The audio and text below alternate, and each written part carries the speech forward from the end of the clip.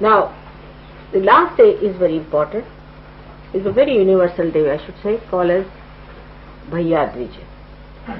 This day, or they call it also in Marathi Bhaiduj in different names, is the brothers and sisters day.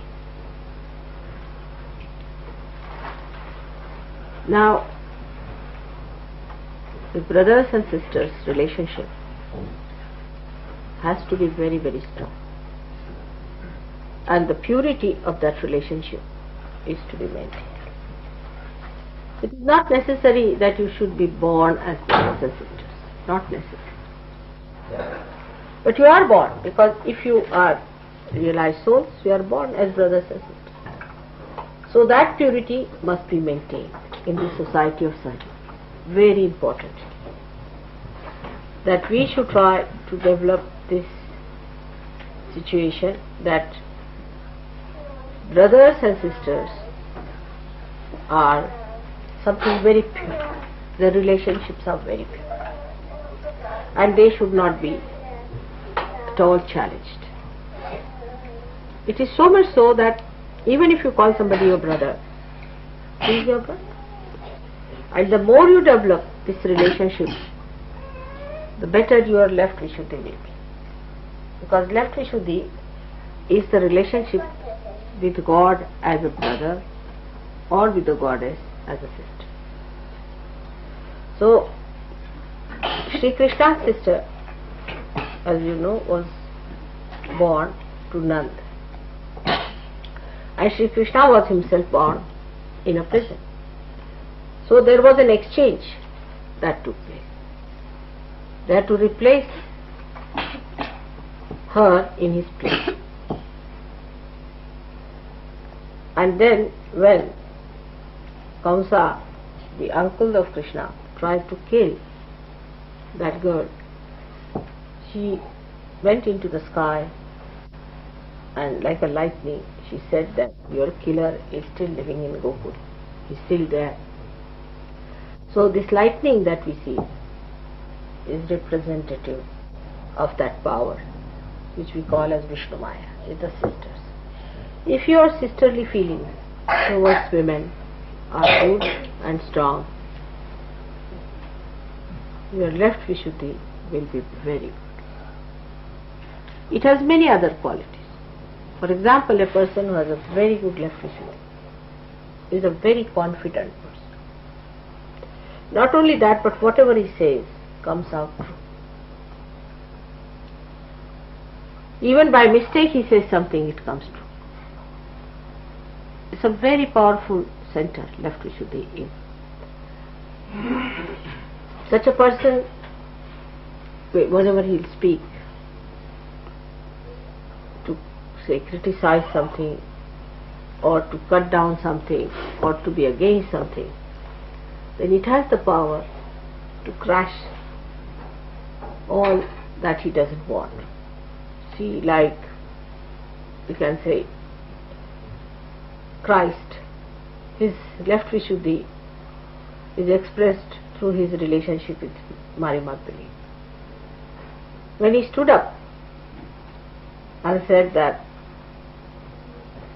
those who have not committed any sin can stone her. So this is his power. The sin of the people just crushed them completely. They finished, because the sin was there, and the sin was of left Vishuddhi. There was no purity. And when there is no purity, a person who is so pure says such a thing. All these people lost their powers. They couldn't even stone. Now, this sister of his was born later on as Draupadi, and that too very near the place we have been to, Vani, you know, where we saw. Gavin, you remember when we were going to Nagpur? Near Vani, she was born, that place, and there's a very big temple of that. She was called as Draupadi, and you know how Sri Krishna tried to save her chastity. Now, people, I have heard, are trying also to say things against Mary Magdalene and against Christ and all kinds of things. You see, this is a sign of the decadence of our brains and our morality, that we cannot see purity in any relationship. We cannot see any purity in any relationship. So we as Sahajogis have to develop more of that. Instead of that, what I find that people, especially in the West, try to think whom we are going to marry home. These relationships are established. These are wrong. There is no need to go on organizing marriages and playing these games of romance and all that. If marriage has to take place, it will take place. But don't spoil the atmosphere. There are some people who are just like barbers who try to organize marriages, you see, and take a great pride in arranging marriages with this one to that one and that one to that one. It's not a desirable thing. One should not do it. There's no virtue in these things, is to organize marriages all the time. When the marriage time comes, it takes place. Now at the time of Muhammad Sahib, a big question arose because there were very few ladies, very few men and many ladies of all age groups, and they didn't know what to do, how to save these girls, because so many men died in the war.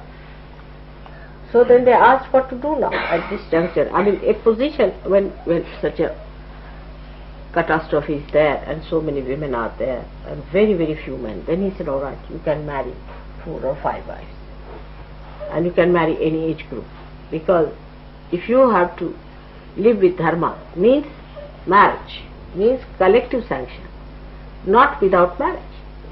So he said, all right, you can even marry 5 times, but you must marry. Without marriage you cannot live.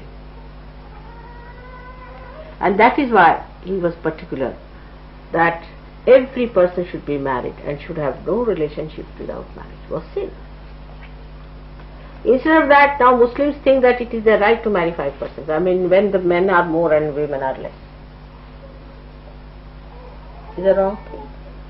You have to find out a solution. And at that time, the relationship between even the sisters and brothers, he had to delimit, because there was a big problem. So he said, all right, the children born of the same parents cannot marry, but cousins could marry. That time. Now that time is changed. All right. It's not that time. We are not on war. There's nothing happening like that. There's no such problem. So let us develop now our pure relationship of brothers and sisters. Actually, first time when we had this Diwali function, I asked people to find one sister for yourself. Every gentleman must have one sister, to find out one. And then that is the day I said, let us start this way, that next time when we meet on another day called as, that's a Purnima, Rakhi Purnima, that you tie the Rakhi in the hand, the same brothers and sisters. In India also we did like that, and it worked very well. So, but there the relationships are so strong. Once Dhumar, you see, I think tied it to Raul Bhai. And now even if I say something to Raul Bhai, he doesn't like.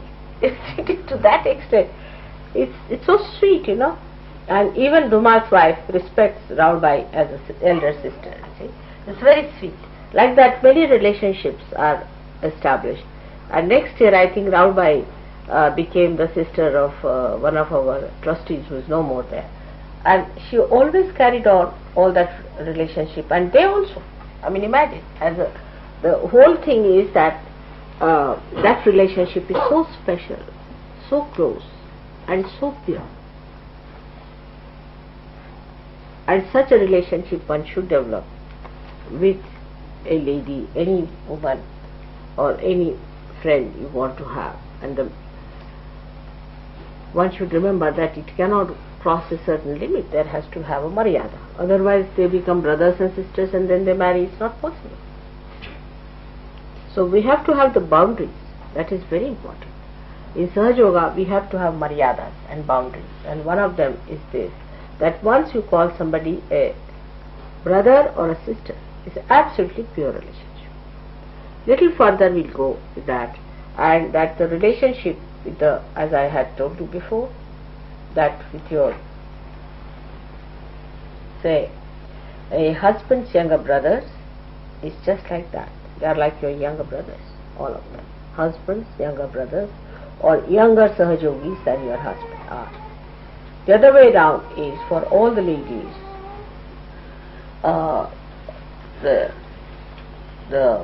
we can say all the men, their wives, elder ladies, elder to wives, are like sisters, elder sisters. But this relationship is so sweet and gives you a certain amount of understanding how much distance is kept with whom to be free and with whom to have the distance. And this must be maintained in such a beautiful way that this purity is not corrupted. You keep to pure standards. This is the nourishment of Sahaja, is the nourishment of yoga, purity. Purity is the most important thing for us. Purity in every way. If you are pure, you will not do anything that is fake. That is, we can say, that is not pure. So first of all, you will be pure yourself, and you will accept purity. You will appreciate purity, stand by purity. Any impurity you will not collaborate with or try to compromise with. That's why purity is your mother's name. You know that my name is purity. And this purity is such that it pures everything. It just purifies. The purity should be such that it should purify.